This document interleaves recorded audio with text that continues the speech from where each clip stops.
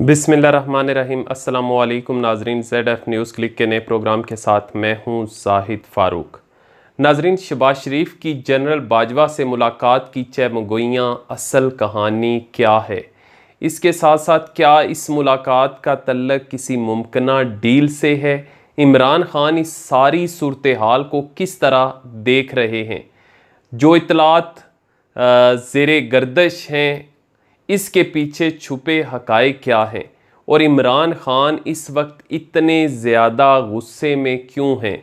और इमरान खान ने क्या इस मुलाकात की वजह से जारहाना मूड अपनाया है? ये सारे सवालात होंगे आज के व्लॉग का हिस्सा और इनके जवाबात आपके साथ शेयर करूँगा। लेकिन मज़ीद आगे बढ़ने से पहले मैं आप लोगों से रिक्वेस्ट करूंगा कि अगर आपने हमारा channel ZF news click subscribe नहीं किया तो सब्सक्राइब करें, बेल का आइकन ज़रूर दबाएं ताकि आने वाली किसी भी ख़बर से आप मुस्तफ़ीद हो सकें। नाज़रीन इकराम, शहबाज शरीफ की जनरल बाजवा से मुलाकात का मामला क्या है और कुछ अहम हल्के इस मुलाकात को क्यों सियासी सूरत हाल से जोड़ रहे हैं, इसके पीछे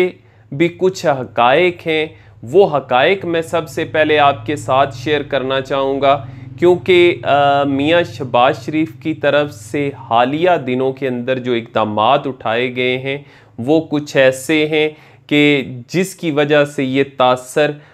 मज़ीद उभर कर सामने आता है। और एक इंतहाई अहम काल का भी तज़किरा करूँगा जो कि मियाँ शहबाज शरीफ के साथ जो बातचीत हुई उस इंतहाई अहम काल में। तो सबसे पहले मैं आपको बता दूं, मियाँ शहबाज शरीफ ने अपनी जमात के जो अंदर जो दो बयानिए चल रहे हैं उसको उसकी तायीद करने वाले तमाम यानी दोनों ग्रुपों पर एक बात वाज़ेह की है कि पार्टी के अंदर जो बयानिया है वो सिर्फ उनका चलेगा जो कि मफाहमती बयानिया है। क्योंकि नून लीग के अंदर इस वक्त दो बयानिए चल रहे हैं, एक मफाहमती और एक मज़ाहमती। मफाहमती बयानिया जो है वो मियाँ शहबाज शरीफ उसको लेकर चल रहे हैं, जबकि मज़ाहमती बयानिए को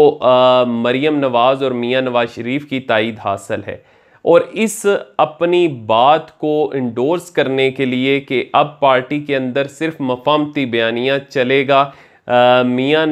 शहबाज शरीफ की इंतहाई अहम काल पर गुफ्तगू हुई मियाँ नवाज़ शरीफ के साथ, और मियाँ नवाज़ शरीफ को इस बात पर कायल करने की कोशिश की कि मज़ाहमत से बाज रहा जाए, मफाहमत की तरफ आया जाए। क्योंकि इस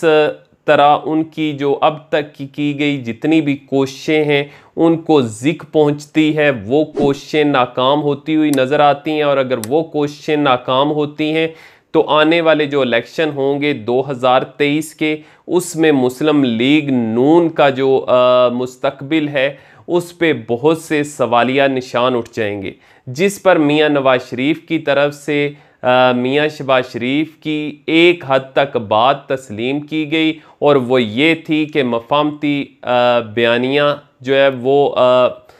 इम्प्लीमेंट करवाया जाए। लेकिन उन्होंने साथ ये भी कहा मियाँ शहबाज शरीफ को कि अगर आप ये समझते हैं कि इसके मुस्तकबिल में फ़ायदे हो सकते हैं, 2023 के इलेक्शन में इसके कोई नताइज निकल सकते हैं, तो आप अपनी इस पॉलिसी को लेकर चलें। लेकिन इसके साथ साथ उन्होंने बिल्कुल वाज़ेह किया शहबाज शरीफ के ऊपर कि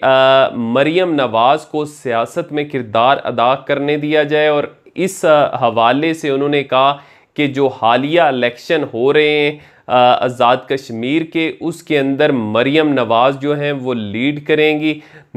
या तो वो लीड करेंगी या फिर दूसरा ऑप्शन ये है कि वो भी जलसे करेंगी और आप भी जलसे करें। लेकिन इस पर मियाँ शहबाज शरीफ की तरफ से फिर अपने बड़े भाई की बात का एहतराम करते हुए ये भी कहा गया कि अगर मरीम नवाज़ इसको लीड करना चाहती हैं या जलसे करना चाहती हैं, इस पर उन्हें कोई एतराज़ नहीं, वो आपकी इस बात को मानेंगे। लेकिन उनको एतराज़ ये है कि मरीम नवाज़ की जो तुंदो तेज़ बयानिया है, जो अल्फाज के वो यानी छुरियाँ चलाती हैं, वो इससे बाज रहें। अगर वो इस तरीके से इस्टेब्लिशमेंट को निशाना बनाएंगी तो फिर उनके जो मकासद हैं वो हासिल नहीं हो सकते, जो कि उनकी तरफ से बताया गया कि वो बहुत करीब हैं अपने मकासद की तकमील के। अगर मरीम नवाज़ ने कुछ ऐसी जंग छेड़ दी, अल्फाजी जंग छेड़ दी, जिससे पार्टी को बहुत नुकसान होगा, जिस पर मियां नवाज शरीफ ने कहा कि मरीम नवाज़ जो है वो आपकी मुफाहमती पॉलिसी के तहत ही चलेंगी, लेकिन लीड वही करेंगी आज़ाद कश्मीर के इलेक्शन को। ये दोनों भाइयों के दरमियान गुफ्तगू हुई व्यूवर्स। इस हवाले से कुछ जो सियासी मुबस्सरीन हैं वो ये भी समझते हैं कि इस सूरत हाल में शहबाज शरीफ बड़ी मुश्किल में गिरफ्तार भी हो चुके हैं, क्योंकि मरीम नवाज़ अब तक जिस तरीके से उनका मूड रहा है, जिस तरीके से उनकी लैंग्वेज रही है, वो किसी ना किसी मकाम पर वो मज़ामती बयानियाँ जो है उनके ऊपर हावी हो जाता है और वो फिर उसी मज़ामती बयानिए को लेकर चलना शुरू कर देती हैं। इस तरीके से जो शहबाज शरीफ का मुफाहमती बयानिया है उसको नुकसान पहुंच सकता है, जिसका उन्होंने अंदेशा जाहिर किया अपने बड़े भाई से। जबकि दूसरी तरफ हुकूमती हलके जो हैं वो ये समझते हैं कि मियाँ शहबाज शरीफ का जो मुफाहमती बयानिया है वो असल में मुफाहमती बयानिया नहीं, उसके पीछे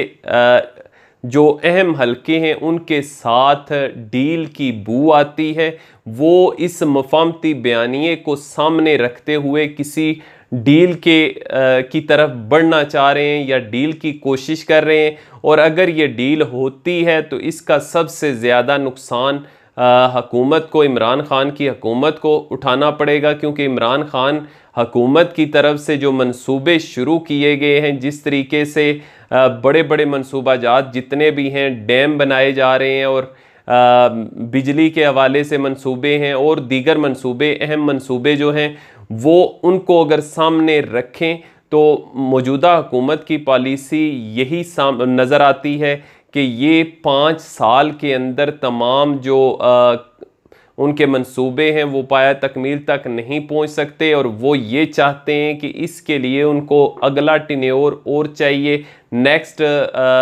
यानी 10 साल कम अज़ कम वो हुकूमत करें, तो उस सूरत में उनको वो अपने मंसूबों को मुकम्मल कर सकते हैं और इसके साथ साथ अपनी पॉलिसियों पर अमल दरामद करवा सकते हैं।